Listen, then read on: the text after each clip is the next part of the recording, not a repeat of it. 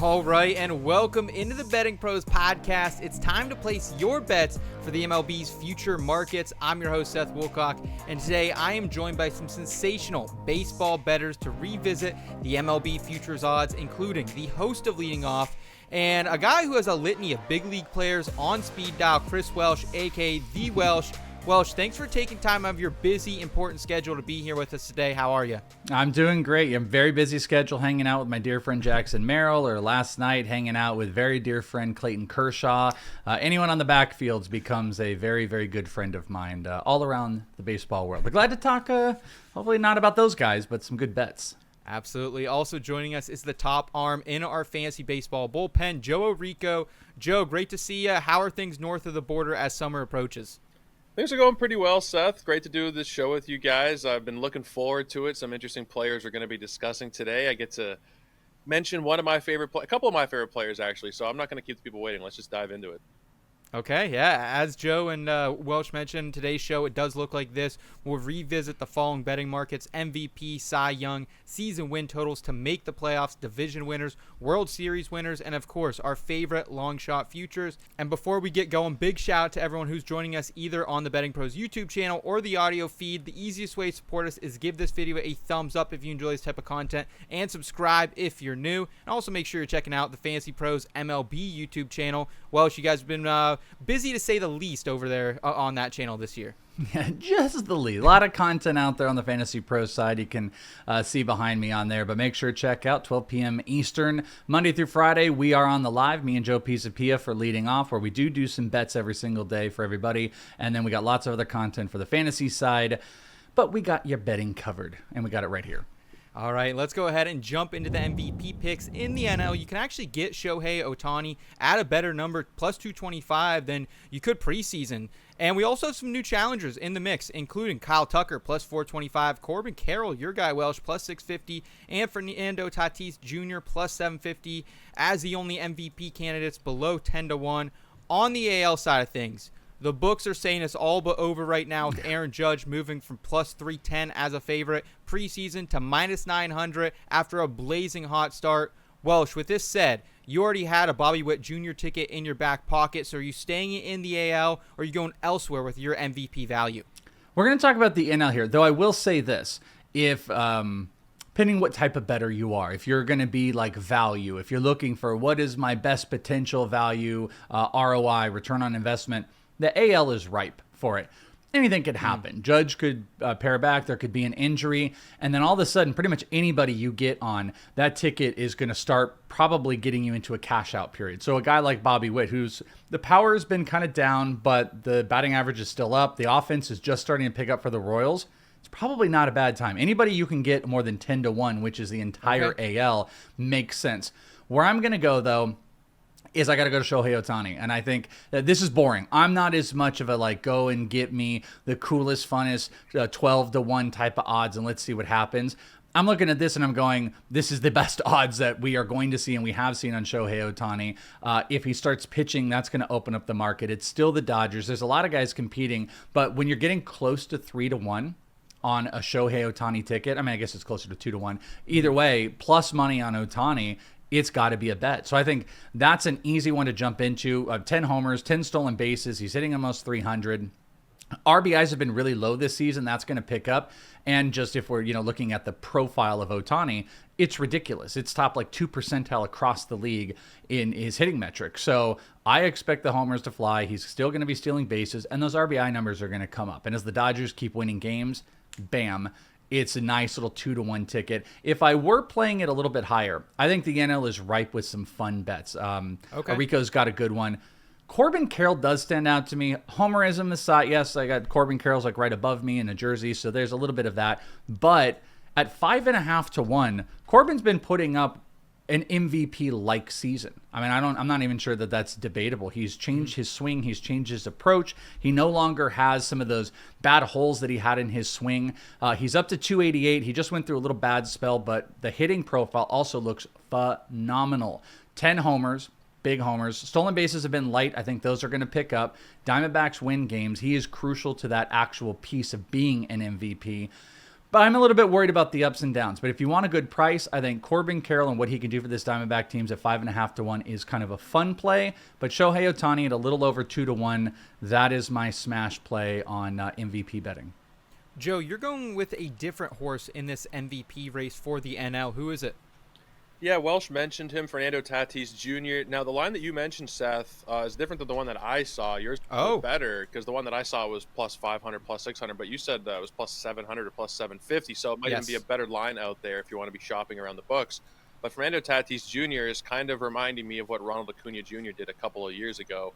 You know, there had been some doubt with both of them about what they're going to look like off of some relatively big injuries, and then they're coming in and destroying the world. Now, not quite to the same level as what Acuna was doing a couple years ago, but through 34 games, Tatis has 8 homers, 8 steals, and a .321 batting average with a career-best 164 WRC+.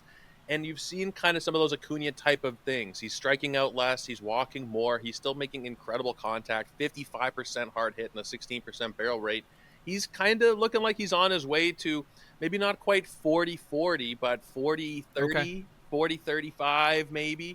And I think that considering the odds you're getting, it is a worthwhile bet to place. Is he the most likely to win MVP? I think it's going to be either him, Kyle Tucker, Ohtani. One of those guys is more than likely to get it, but I think you're getting the longest odds with Tatis. That does make it a really appealing bet, considering he has essentially been doing what the other guy's been doing. You're just getting longer odds on him, and he's a guy who has the pedigree. We've seen him put up massive seasons in the past. The 42-homer season in 2021 was MVP worthy. 2023, the numbers weren't quite there, but we've seen this kind of season from him before. It does seem like a couple years removed now from all the shoulder problems and the PED worries that he is finally having his true breakout season, and it wouldn't surprise me at all to see him take home MVP this year. Welsh, do you have any concern with Tatis's injury history and that maybe that pops back up this season? That would be maybe the only thing that could possibly deter bettors maybe from going away from this 5 to 1 or plus 750 number, whatever you're getting it out there as. Sure. I mean, but I would say, like, I think all these guys there's some injury worries. Carroll has had the shoulder injuries. Obviously, if Ohtani starts pitching again, I think there's something that's weird there. A weird thing that's happened too is, you know, I'm talking Ohtani. I give you maybe there's a little bit of Carroll, and then you got Tatis. You also have a divisional fight. The NL West is really tough. Yes. You could have whoever just puts themselves at the top. If the Padres push themselves above the Dodgers somehow for the season, Fernando Tatis is going to be the guy that everyone's staring at. So where you finish in the division could be really important to it. And, you know, just slightly, we haven't talked about Kyle Tucker. Kyle Tucker is performing at this level as well. He deserves to be in it. We're going to have to watch where the Cubs go. The Cubs really have a struggling rotation, and if they start to lose some games and lose a little bit of traction in that division to the Brewers, it might hold him back. But, yeah, I think there's a lot of injury worries across the board, and that's why, by the way, I don't get too caught into, like, hey, this is, like, the coolest value.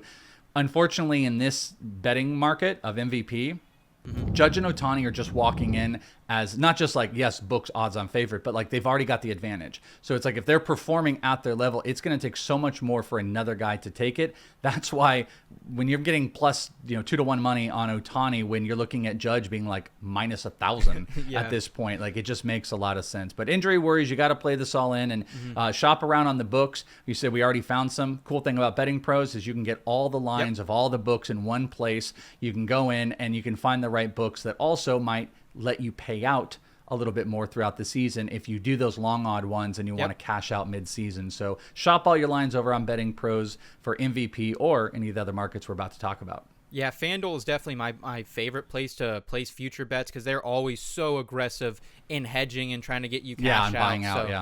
So moving to the Cy Young market, in the AL, the favorites remain very similar to what we saw preseason.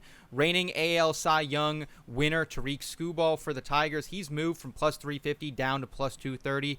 Garrett Crochet for the Red Sox. He went from plus 550 down to 3 to 1. However, we did see Cole Reagan's injury, see him be replaced by the Yankees' Max Fried at plus 550 and the Astros' Hunter Brown also at plus 550.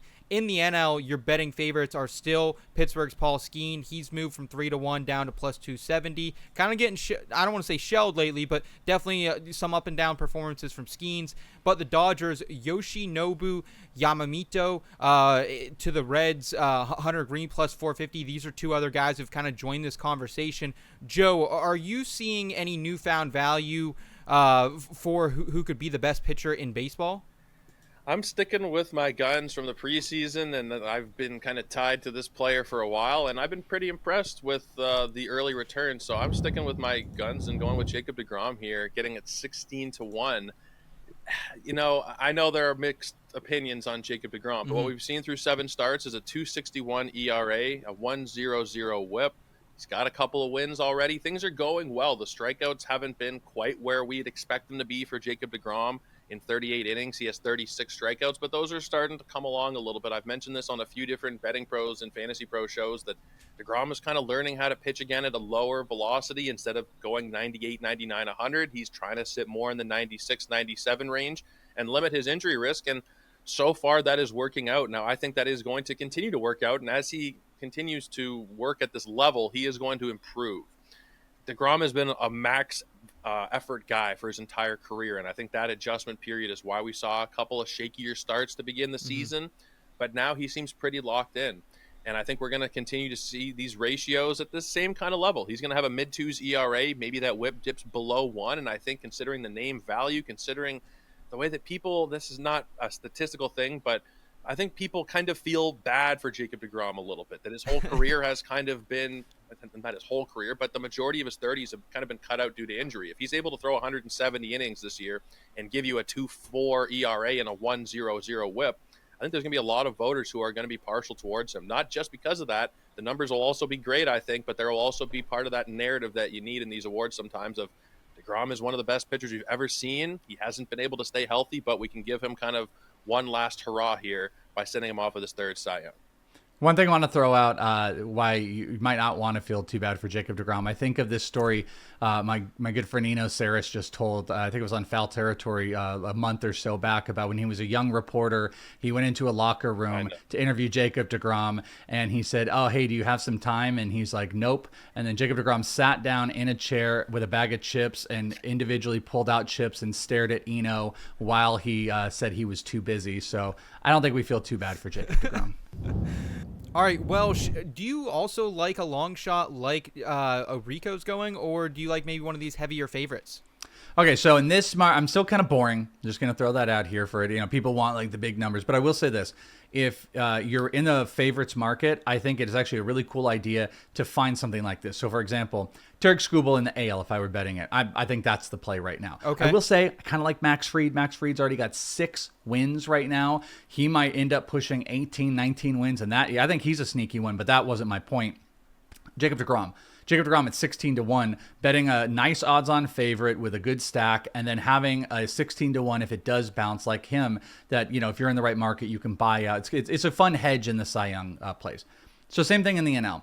I'm kind of boring. I'm still on Skenes, even though Skenes has been relatively like underwhelming overall. He's still got a 2.77 ERA. That's great, but he has more losses than wins right now. His K percentage is down. He was 33% last year. He's only 24% this year. K per 9 has been down, and things are inflated a little bit though because he has got this weird thing against the Cardinals. He's given up 15 earned runs as we are recording this. 7 of those earned runs have come against the St. Louis Cardinals. They just own him. So I don't know really necessarily what at the end of the day that means, but there's sometimes, you know, teams just own a certain player. So if you know, Zack Allen is doing that with any New York-based team.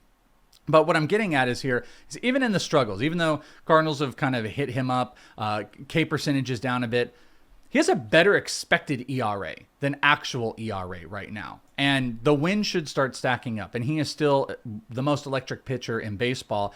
And you're getting like almost 3-1 odds. So I think that's a really, really good play. But I think another guy that you could take a look at if you want to go to a higher market, and I think this one is a little misplaced, is Zack Wheeler. Zack Wheeler's got a 3.35 ERA right now through 8 starts, only 3 wins to 1 loss, but has one of the best expected ERAs in baseball at 2.36. So that's a full run lower expected batting average on a monster of a team with the Phillies, tons of run support, and he has been one of the best pitchers in baseball, 11-1. So if I'm going to play that head, if this is what you like to do in this pitching market, I think Skenes is the play. If he had 5 wins and 1 loss and the same ERA, but with like a 10K per 9, he would be minus like 250 right now, I think. Chris Sale's really struggling. He's bouncing back, but it's going to take a long time for him to bounce back. I think this is good value, and I think Zack Wheeler would be a hedge play at 11-1 that I would put in for Cy Young. Awesome. Some Pennsylvania-based pitchers there for the Welsh in the Cy Young markets. Before we continue, don't forget to try out our BettingPros betting systems tool, which is designed to help you find winning strategies and make smarter bets. Customize your betting systems by sport, bet type, and time frame to find the best opportunities using real-time data and expert analysis. Track the performance of different betting systems over time and optimize your bets to increase your chance of success. Download the BettingPros app today or go to bettingpros.com/systems to elevate your betting strategy and start making smarter bets today. All right, let's go ahead and move into the heavier juice markets like the season win totals or the to make the playoffs. Welsh, you already have a 3-1 ticket on the Reds to make the playoffs. How are you feeling about that, and what's your current favorite value for these markets? How am I feeling about that one? I'm not like loving it because they're like halfway through the division. Cubs are kind of coming back. I mean, listen, they're 4 back totally in the division. They're right there with the Brewers. To make the playoffs, there's still a decent shot if one of those guys bounce back. So I would say I'm kind of middling on that. The Cardinals, I think, are going to taper back in Pittsburgh. So I mean, like they're competitive in it. But when looking at this, I don't see a lot of tickets for like still to make the playoffs. But you can. I mean, there's definitely a few that are still out there, but you're not going to find these big crazy odds unless you want to play like a Pirates or something like that. But one that really stood out to me is the Boston Red Sox. I think this was over on, I want to say this might have been on DK, but to make the playoffs, they're one of the few plus money plays out there. Plus 105 for the Red Sox to make the playoffs. And it's been competitive to a degree in the AL. I mean, the AL Central between Detroit, Cleveland, and Kansas City, they've all been monsters. They've got better records than anybody. By the way, all 3 of those teams have a better record than any team in the AL East right now, which is crazy. But here's the deal. I think you can play this to win the division. I think it's still 3-1 for the Red Sox. But just to make the playoff, the Red Sox, it's plus money. They are 2.5 game back on the Yankees right now. They're up on Tampa. Toronto and Baltimore are both kind of faltering. Tampa, I don't think, can hold to it. And I think Boston just hasn't even gotten going yet. I mean, Garrett Crochet is still kind of finding his legs. There's getting a few guys healthy. I mean, they got to get Buehler back, Giolito. I think they're going to be aggressive in the trade market. And I like them to still win the division, pending whatever price you can get. But to make the playoffs at plus money, I am not going to count out the Red Sox that have got a couple great arms in the bullpen. They're led by Garrett Crochet. They've got a bevy of minor league talent that they can use in trade assets. And they've got an offense that's centered around Alex Bregman, who is like, it's pseudo MVP-like. If the Red Sox were playing a little bit better and Judge wasn't there, I think he would be an interesting ticket. So I think plus money for the Red Sox to make the playoff right now is a really great bet to make in May. Joe, you were riding with the Twins in the preseason to make the playoffs at even money. Are you still holding out hope for that to cash, or are you looking maybe to potentially hedge elsewhere in the AL Central? Yeah, no, I do like that Twins bet, and I'm going to talk about it a little bit later on. Okay. But the one that I'm going to focus in on right now is the Detroit Tigers under 91.5 wins. This one, for me, I think they're just off to an unsustainably hot start. And if I go back to last season, I was looking at where they were in the standings. At the end of August, they were a 500 team, and they had a really hot September that rode them into the playoffs. And they have started off the season incredibly well, but I think there's a lot of overperformers. Spencer Torkelson has a 150 WRC plus. I like Spencer Torkelson, but that number is not going to stick. Javi Baez, a 139 WRC plus, 138 for Gleyber Torres, 130 for Zach McKinstry, 128 for Dylan Dingler. They're overperforming offensively. This was an 86-win team last year that so far has been one of the best teams in baseball, and it just doesn't feel all that sustainable. As a team, they've been a top 5 offense. Does anybody think that's going to continue? Because I really don't. And I think you're seeing this number now set about 5 or 6 wins above where they were last year. I don't think they're 5 or 6 wins better than last year. I think they're exactly about where they were. if you factor in that they're maybe a little bit better, then they'll maybe spread out some of those wins throughout the season as opposed to just stockpiling them in September like they did last year. But I think this is maybe a 500 team, maybe a slightly above 500 Wow. team. Their bullpen is not really that impressive. Yes, Scooble is fantastic, but outside of Scooble, I don't really know how much I trust the rest of the rotation. I like Jack Flaherty, but I don't know how much I can actually trust him. Reese Olson, Jackson Jobe, Casey Mize. There is some potential in the starting rotation, but overall, it really comes back to the offense overperforming, specifically when you see guys like Javi Baez, 40% above league average at this point of the season.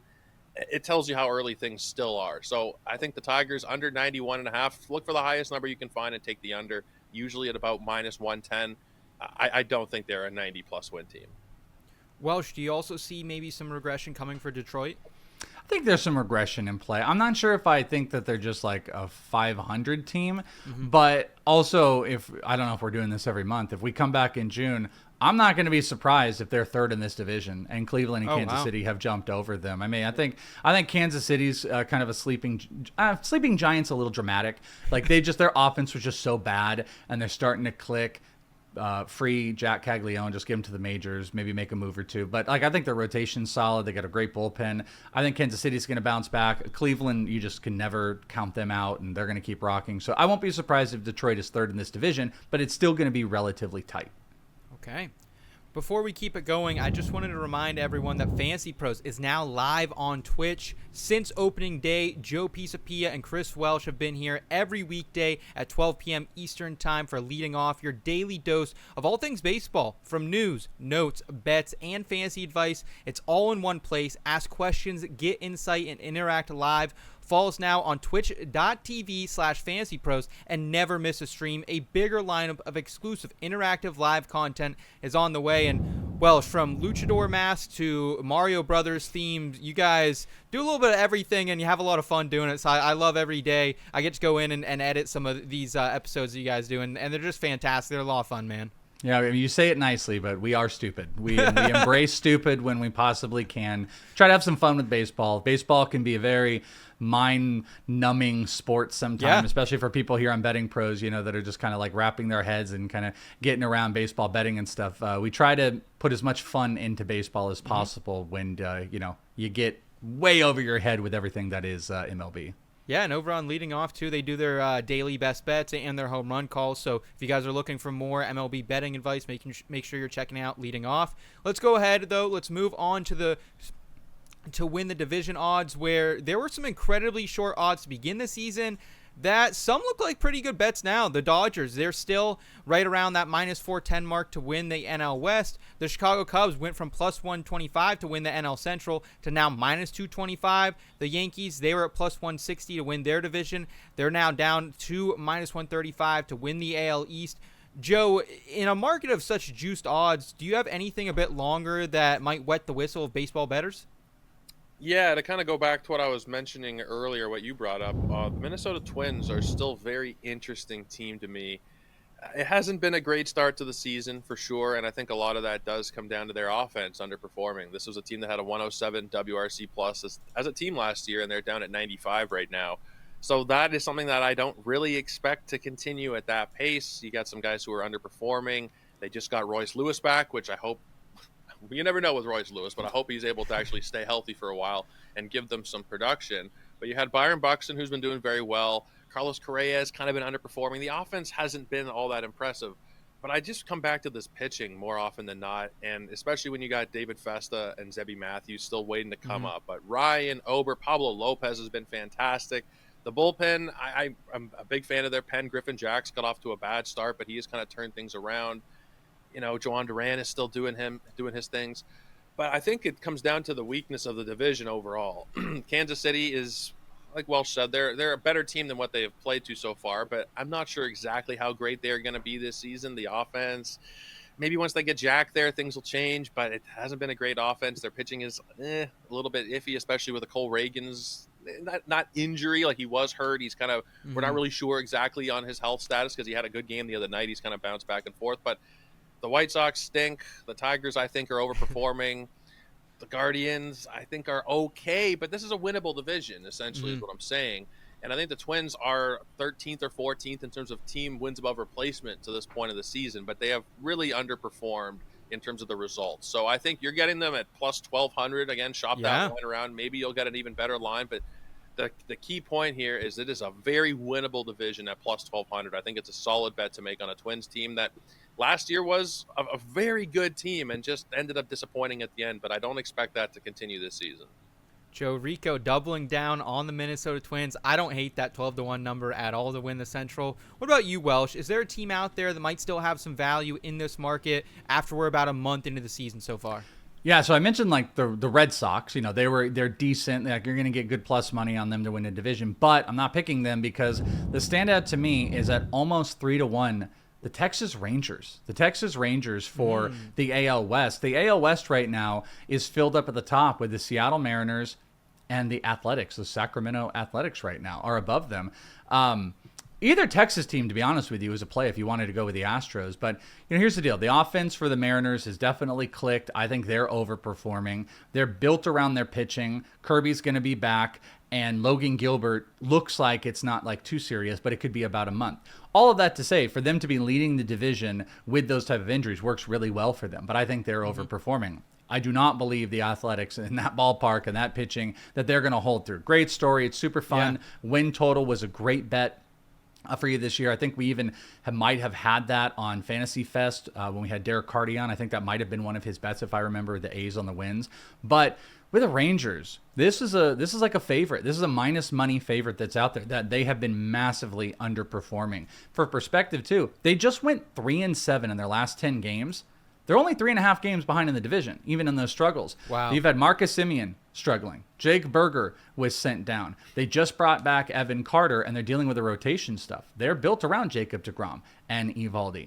They've got to be aggressive in the trade market. I want to see them bring in someone for the bullpen, bring in a Ryan Helsley. I think that's going to really lock them in. And we're just waiting for these bats to start coming alive because from top to bottom, it's a killer offense. So to be 3.5 games back in the division in May and get almost 3-1 odds, I'm taking it all day. I think this is like the most smashing in my face play. It doesn't have the great like 12-1 odds where you can buy it down and stuff as time goes on. But if you're looking for a straight play for a team to win the division, I think the Astros are a little bit behind offensively in general. Pitching is, Hunter Brown's been amazing, but taking a step back, Texas Rangers absolutely jump out to me at almost 3-1 as a bet to win the division. Okay, so Welsh liking Texas as we approach the dog days of summer. Let's go ahead and move into the World Series odds, which have seen some serious movement in recent weeks at DraftKings specifically, where the Dodgers have gone from plus 290 down to plus 250. The Mets now in the conversation at plus 850, and the Yankees have actually grown from plus 850 to now 9-1. Welsh, is there any value out there that we're not talking about right now for a team to potentially win it all? Kind of double down on where I was in the preseason, and kind of like Orrico was saying, Dodgers are kind of the play. But if you're looking for value, I gotta go back to the Boston Red Sox. Oh, they have been weird. It's been weird to start the season. Crochet is at his like little tiny moments, and Walker Buehler got hurt, and the offense wasn't clicking. And then obviously they just lost Tristan Casas. That feels like a death sentence. I will say this. If they hold on to this whole we're going to play Abraham Toro and Romy Gonzalez at first base thing, I'm going to riot and freak out because they have too many good players that are out there that you put Devers at first and bring Roman Anthony up or make a trade. I think this team is too talented.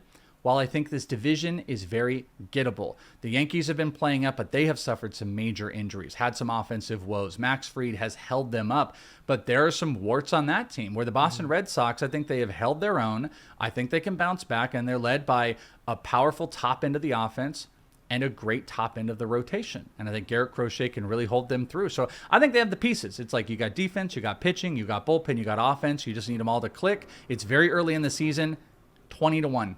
20-1 at this point. So you're looking for some value on there. If they end up here's the other thing. If you're wanting to buy out, if they end up taking back this division, it's gonna cut in half. It's gonna slice in half. You're gonna be looking at like 9-1 or 8-1, and there's gonna be buyout opportunities if you want. So I think the Dodgers is an easy play, but my hedge play would be the Boston Red Sox. Okay. Joe, you already had a preseason Dodgers ticket out there around that plus 290 mark. Are you sticking with them, or is there a different hedge that you maybe like? No, I mean, there's a couple teams that are, like the Mets are looking good, and you could maybe play around a little bit, but it's the Dodgers. I mean, the Okay. Dodgers have faced so much already in terms of guys missing time.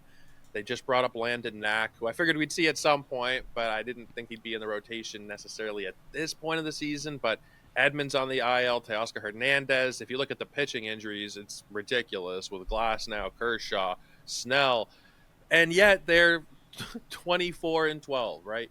Hmm. They're just too, I don't know if we use this term in the preseason show, but they're almost too big to fail. They're almost too good and too deep that even if they have 6 injuries like they have right now, it doesn't really matter. They're just so deep. The bullpen is strong. There are like 10 or 12 viable pitchers on the depth chart. The lineup has 3 MVPs. It's just they're too good. And you're getting Okay. them at plus 230, plus 250 maybe in some places. I would hammer that all day. Okay. We'll go ahead and round out the program with the guy's favorite futures long shot, starting with you, Joe, who is in fact revisiting the World Series market. Yeah, so if you are going to go deep, then I think the Atlanta Braves are somewhat interesting here. And a lot of it comes down to pitching wins championships a lot of the time. And they have a three-headed monster, or they will have a three-headed monster by the time the playoffs come around with Sale, with Schwellenbach, and hopefully with Spencer Strider. Now, I know that it hasn't been exactly all smooth sailing for him so far this season. I think that by the time we're looking at September, October, he should be healthy. And this lineup is also a team that, I know that they have kind of disappointed to this point of the season. But when you're looking at Riley, Ozuna, Olson, Albies, Mike Harris, with Ronald Acuna soon to be back, I think that this team does have enough juice to push their way to the World Series should they get into the playoffs. Now, it's a tricky division. There's a lot of good teams in that division. Right now, they're 17 and 18, but they're only 5 games back.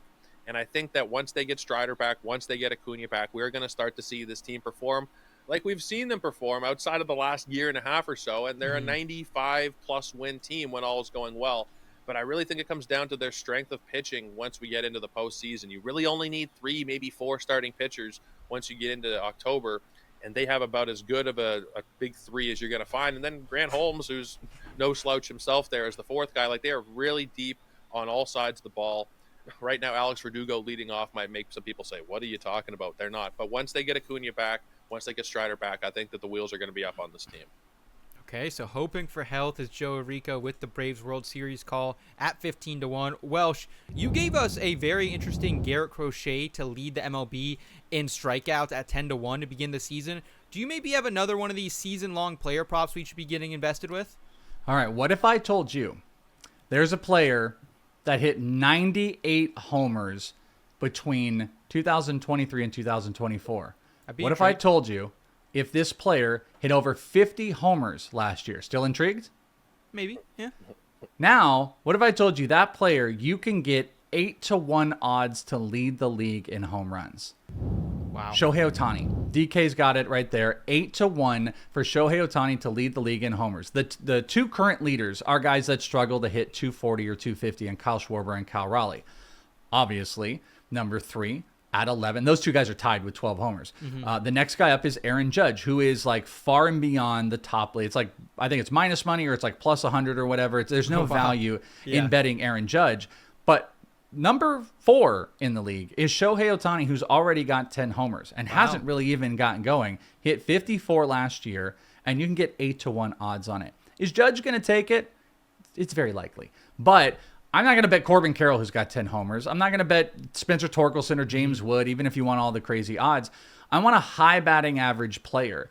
Aaron Judge qualifies at that. Guy might be a triple crown guy right now, and that's why it's so exciting and the odds are up, even though he doesn't have, 18 homers or something right now. Guy's hitting 400. But Ohtani, that stadium, that lineup, and that bat who just hit 54, you want value, you want a long shot. 8 to 1 for him to lead the league in homers seems like a pretty fun bet.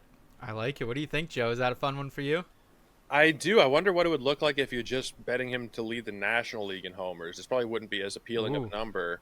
I don't think so. But it's Probably really like 2 to 1, maybe. You could probably get like 2 to 1 or something along those odds. anything where you're kind of betting against Judge is interesting. Like if there is a bet where it's like the field versus Aaron Judge for Yeah. MVP or for home runs or batting title, It might be wise, and I'm not sure what specific books will offer it, especially at this point of the season. But if you can take the field in a lot of those markets, I think it's definitely interesting. And Ohtani being the main one, if you are taking the field for the home run race, I know Cal Raleigh's interesting, Alonso's interesting, but like you mentioned, Ohtani is going to be hitting 300 or close to it, where those guys have a risk. I know Alonso's at 340 right now, but he's not going to maintain that pace.